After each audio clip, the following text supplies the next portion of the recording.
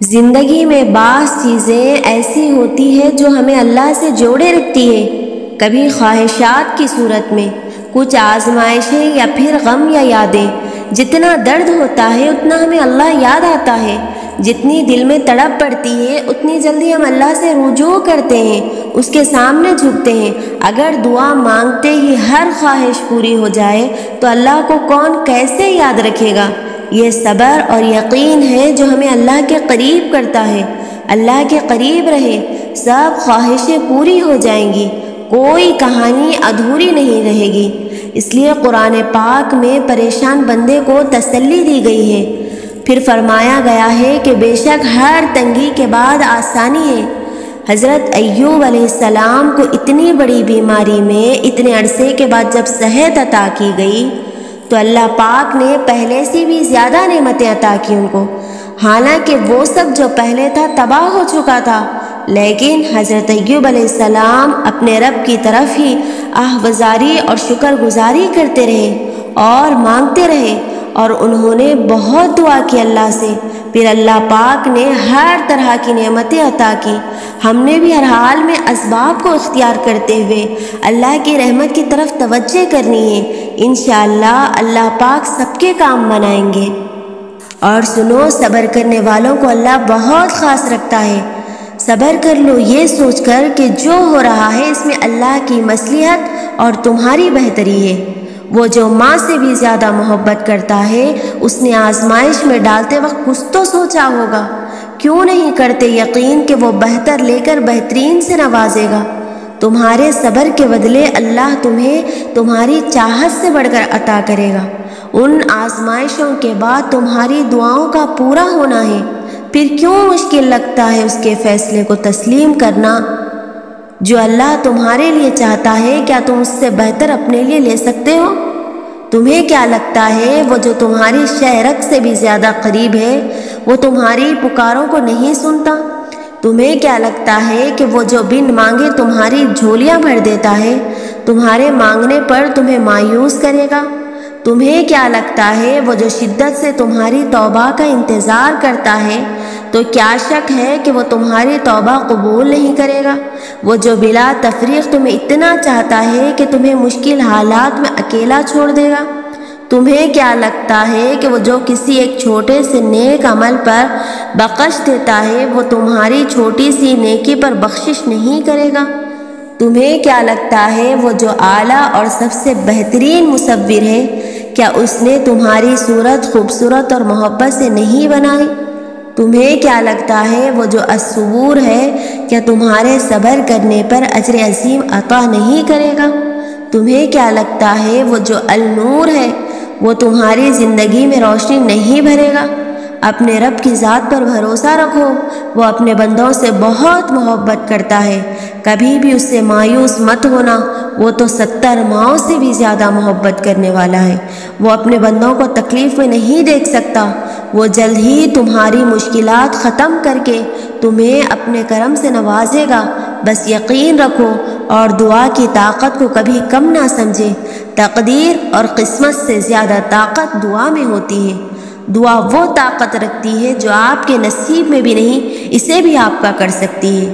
اور اگر آپ کو لگے کہ کوئی چیز تقدیر میں بھی نہیں لکھی، پھر بھی دعا کرنی چاہیے، کیونکہ تقدیر کے سامنے ہم بے بس ہیں لیکن تقدیر لکھنے والا نہیں۔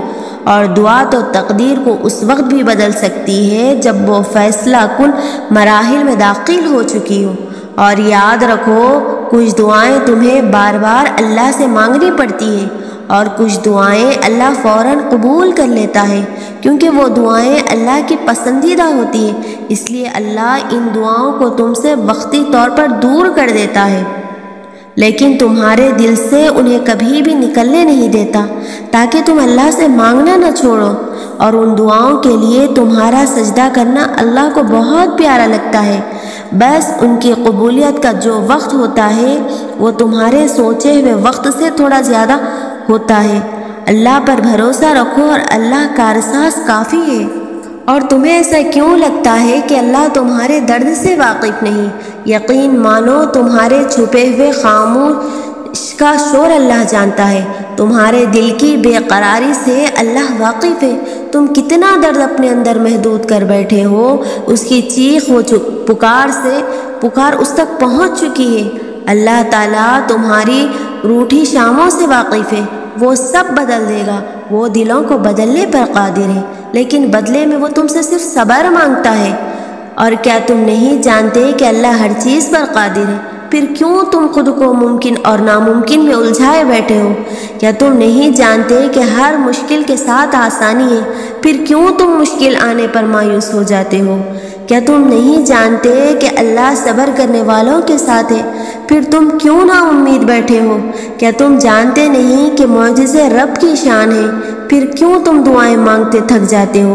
اللہ پر یقین رکھو اور صبر کرو، اللہ تمہاری مانگی ہر دعا پر کن کہے گا۔ وہ رب آزماتا ہے تاکہ تمہیں سن سکے، تم اسے پکارو اور وہ تمہارے لیے معجزے کرے۔ ذرا سی دیر کا مطلب اللہ کی نہ تو نہیں، مشکل تمہارے لیے ہے، اللہ کے لیے تو کچھ بھی ناممکن نہیں۔ وہ ہر بات سنتا ہے جو تم کسی سے کہتے نہیں، اللہ التجائیں واپس لوٹاتا نہیں۔ پھر کیوں سوچ لیا کہ اللہ دعائیں سنتا نہیں؟ اللہ کہتا ہے مانگو مجھ سے، کیسے ہو سکتا ہے کہ وہ پھر آپ کی دعاؤں پر کن نہ کہے؟ کیا قرآن میں دی گئی دلیلیں تمہارے لیے کافی نہیں؟ کون سی چیز ہے جس پر اللہ قادر نہیں؟ اللہ کی شان تو یہ ہے کہ جب وہ کسی چیز کا ارادہ کرتا ہے تو کہتا ہے کن وہ فیکن ہو جاتی ہے۔ وہ تنہا راتوں میں جب تم روتے تھے وہ ہر ایک پل سے واقف ہے، وہ تم کو راحت، سکون، صبر دینے پر قادر ہے۔ اللہ تمہاری ہر آہ سے واقف ہے جو تم درد میں کہتے ہو، اللہ تمہارے ہر آنسو سے واقف ہے جو تم سجدے میں گراتے ہو، واقف ہے وہ تمہارے ہر درد سے، واقف ہے تمہارے صبر کے انداز سے، وہ جانتا ہے تمہارے دل کو، وہ جانتا ہے کیسے سکون ملنا ہے تمہارے دل کو۔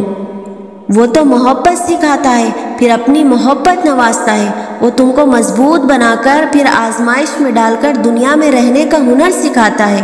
وہ تمہارے ان آنسوؤں کو جو تم تکلیف میں بہا رہے ہو، وہ ان کو الحمدللہ کے آنسو بدل دینے پر قادر ہے۔ وہ واقف ہے تمہارے ہر سکون کے پہلو سے، تبھی تو وہ تمہیں اس سے آزماتا ہے اور پھر تمہارے درجات بلند کرتا ہے۔ گھبراؤ نہیں، یہ مشکل وقت عنقریب گزر جائے گا، تو یقین رکھو گے نا اللہ پر، تو اللہ تمہارے لیے کافی ہو جائے گا۔ نظر انداز کر دو وہ سارے وسوسے جو تمہارے دل کو بے چین کر دے۔ تم مدد مانگو اللہ سے، پھر دیکھو کیسے تمہاری مشکلات کا حل نکل آئے گا۔ جلد ہی وہ دن بھی آئے گا جب تمہاری ساری دعاؤں کو حقیقت بنا کر تمہارے سامنے کھڑا کر دیا جائے گا، اور انہیں دیکھ کر تم کہو گے کہ یا اللہ میں تو انہیں بھول چکا تھا، اور اللہ فرمائے گا کہ پر میں انہیں نہیں بھولا تھا۔